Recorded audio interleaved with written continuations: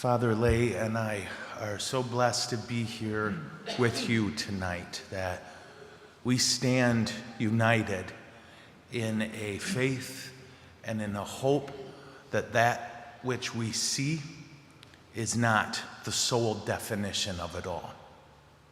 That all of us here have stood at graves, either in the last year or more in the farther past.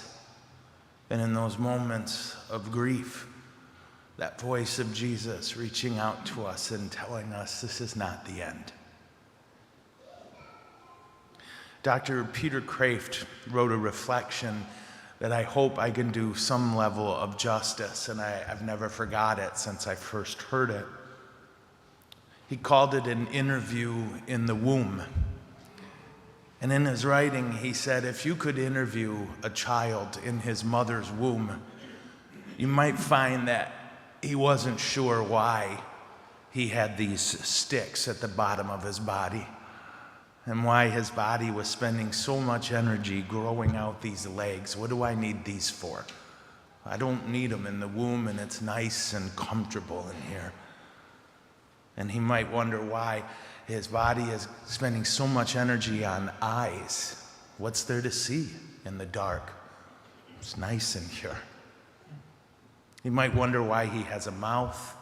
He might wonder why he has ears. All he knows is that where he is very comfortable, and he seems to be spending a lot of energy growing things he doesn't need.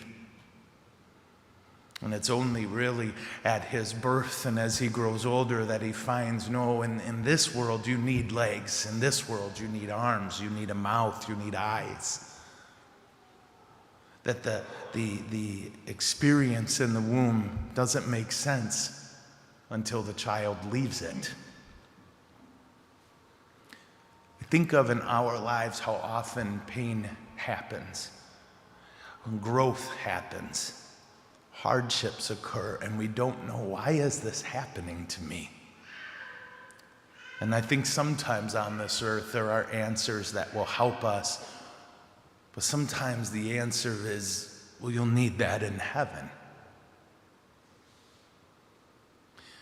When we recognize and choose to believe and hold to this faith that death is not the end, the next logical step is the recognition that this life on earth is the shortest part of our existence, that an eternity awaits us. The early church used to use this phrase, memento mori. It's carved on hundreds of thousands of altars all over the world in Catholic churches. Remember your death. Remember your death. Well, we who have been stung by that loss, we might not need anyone to remind us of death. But hopefully, that remembrance of death can compel us to cling a little tighter to Jesus, to be more loving with the people around us, to put into the eternal context our fights or our difficulties, and surrender to the eternal affection that defines it all. For we who have lost, we cling tighter to Jesus and each other, and in that we find a gift that does prepare us for heaven. Tonight, we don't ask Jesus to take away our grief. Our grief is a tribute to the depth of our love, but what we do is ask him to help us inform that grief, to speak the truth to it. That because of Jesus Christ, because of his abundant love and its infinite power, this is a pause, not the end. In our Catholic funeral ritual, one of my favorite lines is when we recognize at the end that Jesus, who has conquered all things, has conquered death itself. And until the day that we are reunited in heaven, we can always remember who and what we receive at this altar. I know I've told you this story before, but I've got the mic, and I'm going to tell it again, all right? I was in seminary with a gentleman from China where Roman Catholicism is illegal. And we lived together for 5 years, studying to be priests, eating our meals together, praying 3 times a day with them. And when it came time for ordination, all of us Americans were so excited. They were going to, God help us, right? They're going to ordain us, and we're going to get to go live as a priest. But my brothers from China were excited because they were going to get ordained and die as priests. They were going home to be killed.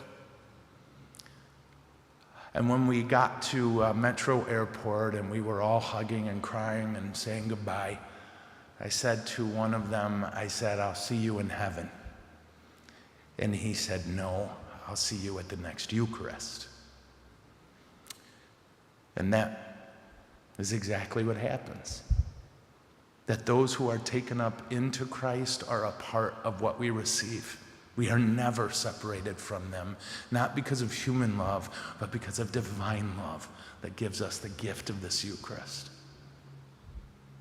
So when your heart hurts for this loss, when you struggle with the pain and the sorrow of it all, you say to the person you love in heaven, "I'll see you in the next Eucharist," and see what God does with that beautiful truth. Amen.